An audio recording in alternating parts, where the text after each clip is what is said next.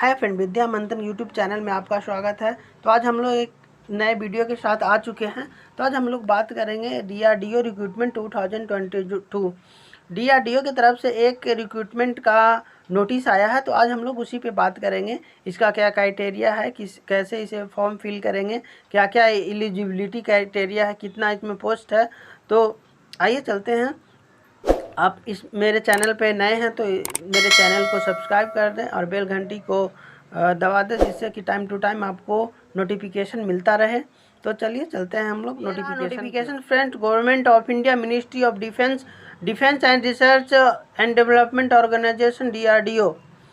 तो यहाँ पे ये देख लीजिए, engagement of graduate diploma and ITI trade apprentice, ये अप्रेंटिसशिप एक्ट के तहत आपका वैकेंसी आया है। तो यहाँ पे देख लीजिए 150 पोस्ट है।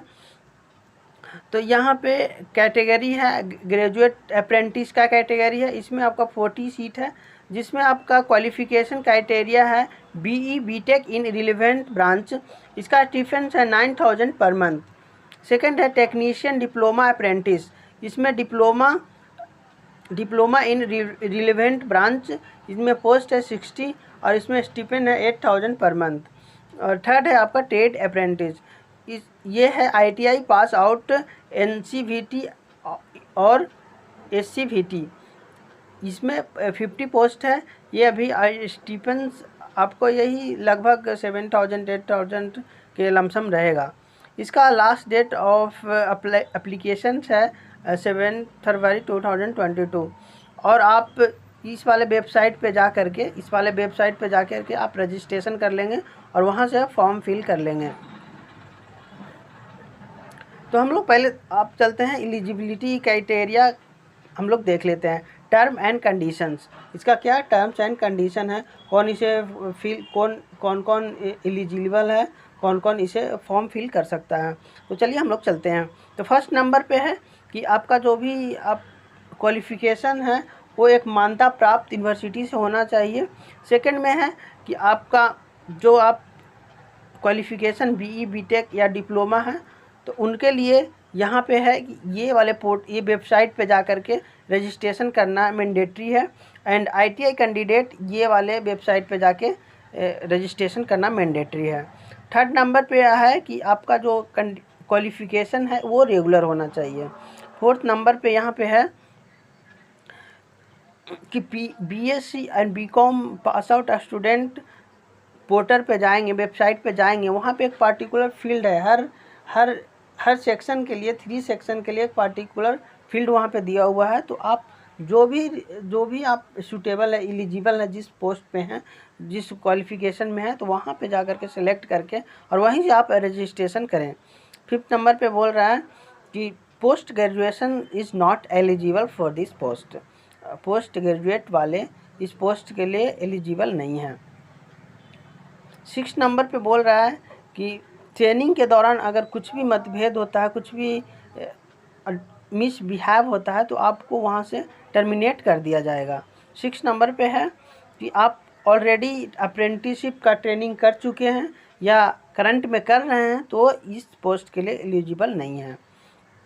8 नंबर पैरा में है कि आप 1 ईयर का अगर आपके पास वर्क एक्सपीरियंस है तो आप भी एलिजिबल नहीं हैं।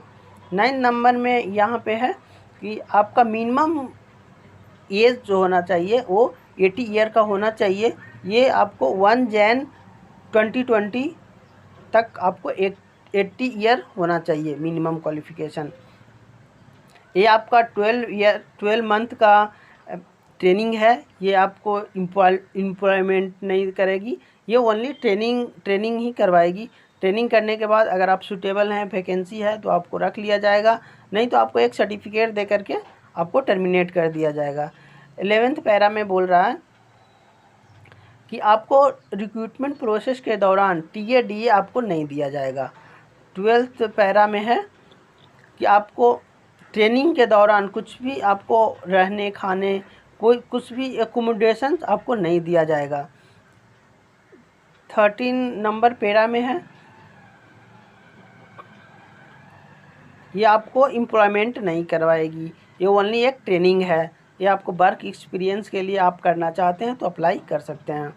14 पैरा में है कि आपका ये जो प्रोसेस होगा, सिलेक्शन का प्रोसेस होगा, वो आपको एकेडमिक मेरिट पे होगा या रिटन टेस्ट होगा या इंटरव्यू होगा। जैसा आपका रिक्वायरमेंट होगा, गवर्नमेंट की जैसा रिक्वायरमेंट होगा, जैसा फॉर्म आएगा, उस जैसा कंपटीशन होगा, उसके अनुसार आपको वो बाद में आपको वो डिसाइड करके वो इन्फॉर्म कर दिया जाएगा।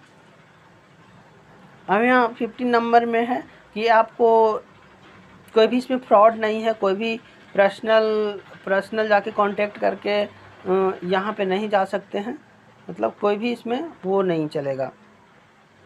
16 में बोल रहा है कि ये जो एडवर्टाइजमेंट है वो कभी भी कैंसिल किया जा सकता है, इस सिलेक्शन प्रोसेस को कभी भी रोका जा सकता है।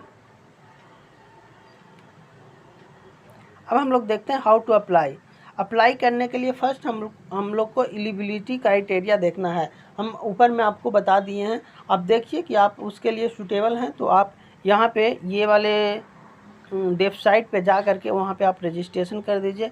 रजिस्ट्रेशन करने के बाद पार्टिकुलर सेक्शन आएगा, वहाँ पे जाके आपको रजिस्ट्रेशन करना है। रजिस्ट्रेशन करने के बाद आपको नॉर्मल फॉर्म फिल करना है, जो भी इन्फॉर्मेशन वहाँ दिया हुआ है वेबसाइट पे, name, father's name, date of birth जो है वहाँ पे फॉर्म फिल कर देना है और सबमिट कर देना है। अगर आपको एप्लीकेशन फिलिंग के रिगार्डिंग आप लोग को वीडियो चाहिए तो कमेंट में लिखिए, मैं एक कोशिश करूँगा कि आपको एक वीडियो बना करके दे दूँ। अब यहाँ पे 5th नंबर में बोला जा रहा है कि आप जो फॉर्म फिल करेंगे उसके बाद एक प्रिंट आउट आएगा, वो प्रिंट आउट को आपको रखना है। उस प्रिंट आउट को आगे आपको काम आएगा, आपको सिलेक्शन प्रोसेस में आगे काम आएगा। वो आपको डॉक्यूमेंट वेरिफिकेशन है, ज्वाइनिंग के टाइम डॉक्यूमेंट्स के साथ उसे सबमिट करना पड़ेगा। यहाँ पे जनरल इंस्ट्रक्शन दिया गया है, तो यहाँ पे आपको डॉक्यूमेंट वेरिफिकेशन के लिए क्या क्या डॉक्यूमेंट्स लगेगा वो यहाँ पे दिया हुआ है। तो यहाँ पे 10th मार्कशीट एंड सर्टिफिकेट चाहिए। बी नंबर पे आपका जो भी क्वालिफ़िकेशन है उसका सारे सेमेस्टर का मार्कशीट होना चाहिए।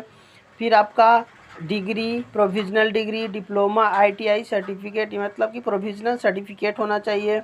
आप रिजर्वेशन से हैं तो कास्ट सर्टिफिकेट होना चाहिए।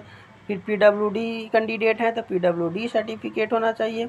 और गवर्नमेंट ऑफ इंडिया का एक ID कार्ड होना चाहिए। और Aadhaar card, copy of bank passbook होना चाहिए। अगर आप EWS कैंडिडेट हैं तो EWS का सर्टिफिकेट होना चाहिए। और एक मेडिकल फिटनेस का सर्टिफिकेट भी बनवाना होगा आपको डॉक्यूमेंट वेरिफिकेशन के टाइम पे। और आपको 2 पासपोर्ट साइज फ़ोटोग्राफ का रिक्वायरमेंट होगा। तो thank you for watching, next video में मिलते हैं।